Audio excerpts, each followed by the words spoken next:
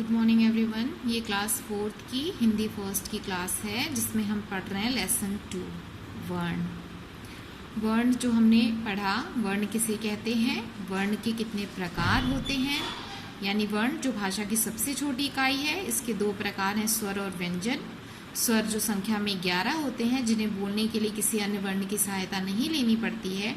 व्यंजन जिसे बोलने के लिए हमें स्वर की आवश्यकता होती है और लिखने के लिए भी स्वरों का प्रयोग उनके मूल रूप में तथा व्यंजन के साथ मात्रा के रूप में होता है। मूल रूप में भी उनका प्रयोग करते हैं और हम मात्रा के रूप में भी करते हैं। हिंदी में हमारे 4 संयुक्त व्यंजन है, छ, त्र, ज्ञ और श्र। र में उ, छोटा उ और बड़ा उ की मात्रा लगने पर उसका रूप बदल जाता है। और र का प्रयोग जो कि कल हमने देखा, हमने विभिन्न प्रकार से किया। सामान्य रूप से भी किया और चिन्ह के रूप में भी इसका प्रयोग हमने किया, जैसे कर्म, उम्र और ट्रक। अब आपके सामने क्वेश्चन है, मैं अभ्यास कराने जा रही हूँ जिसमें मैं सारे क्वेश्चंस नहीं कराऊंगी।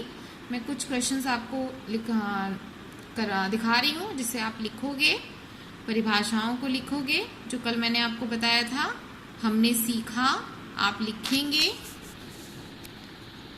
पार्ट 2 वर्ण डाल करके आप ये सारे पॉइंट्स को अपनी कॉपी में लिखेंगे। लेसन 2 वर्ण।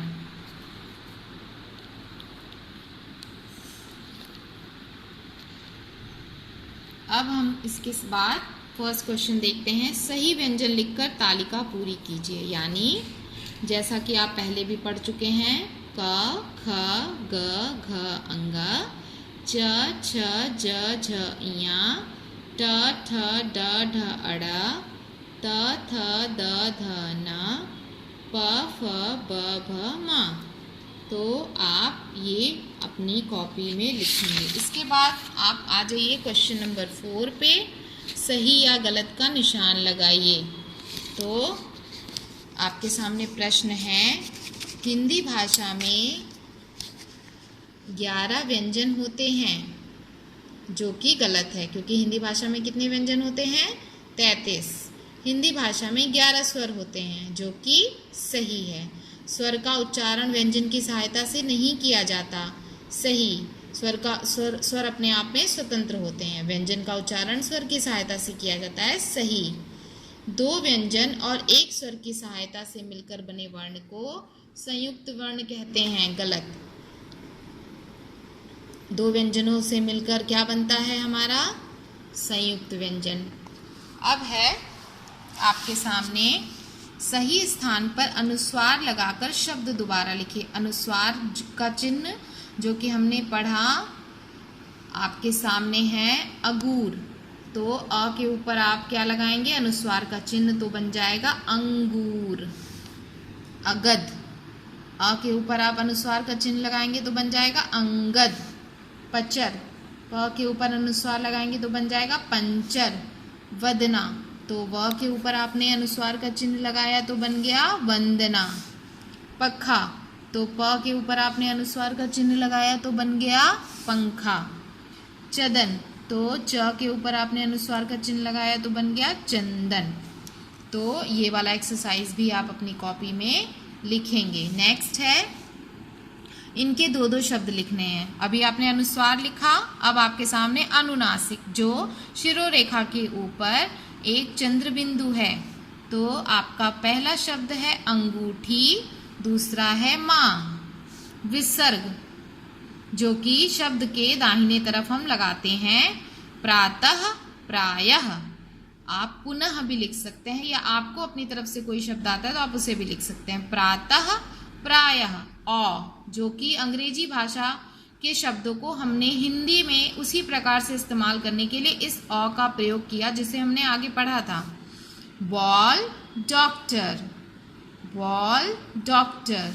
ज, उर्दू भाषा के शब्दों को लिखने के लिए हम ज यानी ज व्यंजन के नीचे बिंदी का प्रयोग करते हैं, जरा और जरूरत। फ, जिसमें आप व्यंजन के नीचे फ के पैर के पास आप ये बिंदी देख रहे हैं, ये आप उर्दू भाषा के शब्दों के लिए प्रयोग करते हैं। साफ, लिफाफा। तो आप इसको अपनी हिंदी फर्स्ट की कॉपी में लिखेंगे। लेसन 2 वर्ण। तो आपने अभी तक क्या पढ़ा? वर्ण विचार, लेसन 2 वर्ण विचार। भाषा की सबसे छोटी ध्वनि जिसके और टुकड़े ना हो सके उसे वर्ण कहते हैं। वर्णों के प्रकार स्वर और व्यंजन। स्वर संख्या में 11 होते हैं और इसके अलावा कुछ और वर्ण पढ़े आपने, अनुस्वार, विसर्ग, अनुनासिक। स्वरों की मात्राओं के बारे में आपने समझा कि भाषा में स्वरों का प्रयोग स्वतंत्र रूप से भी होता है और मात्राओं के रूप में भी। मात्राओं का प्रयोग व्यंजनों के साथ चिन्हों के रूप में किया जाता है। इसके बाद आपने पढ़ा र के विभिन्न रूप कि ऊ, छोटा ऊ और बड़ा ऊ की मात्रा लगाते हुए उसका रूप इस प्रकार होता है, रुक और रूप। व्यंजन जो कि संख्या में 33 होते हैं।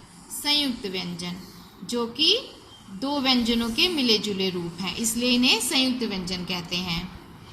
छ, त्र, ज्ञ और श्र। इसके बाद आपने विशेष बातों में देखा अ ध्वनि का प्रयोग, जिससे हम अंग्रेजी के शब्दों को हिंदी में लिखने के लिए और बोलने में हमें आसानी होती है। Doctor, ball, box, hall.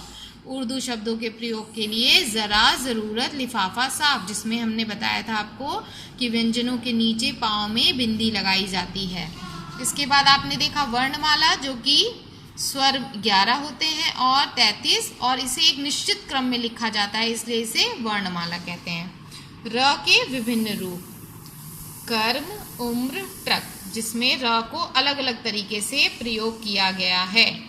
तो आप इन सारी परिभाषाओं को, इतने सारे पॉइंट्स को आप अपनी हिंदी सेकंड की कॉपी में लिखेंगे और जो एक्सरसाइज आज मैंने लिखवाई है, आपको बताई है बुक में वीडियो के द्वारा, उसे आप अपनी हिंदी फर्स्ट की कॉपी में लिखेंगे। कल हम पढ़ेंगे Hindi second lesson 2। Thank you.